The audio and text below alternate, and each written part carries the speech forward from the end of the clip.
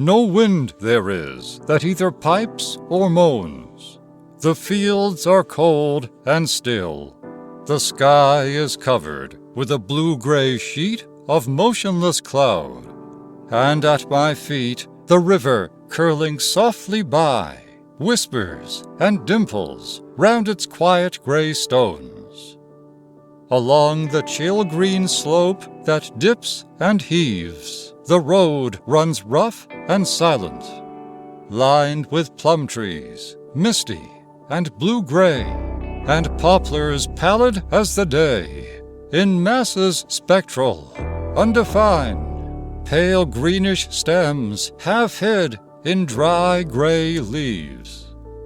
And on beside the river's sober edge, a long fresh field lies black.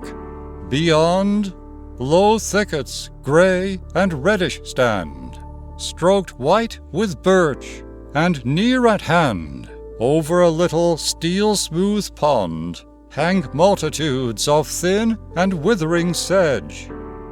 Across a waste and solitary rise, a ploughman urges his dull team, a stooped gray figure with prone brow that plunges, bending, to the plough, with strong, uneven steps.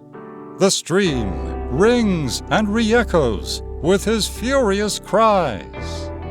Sometimes the lowing of a cow, long drawn, comes from far off, and crows in strings pass on the upper silences.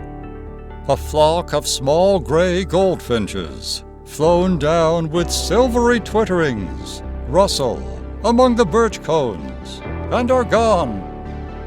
This day the season seems like one that heeds, with fixed ear and lifted hand, all moods that yet are known on earth, all motions that have faintest birth, if haply she may understand the utmost inward sense of all her deeds.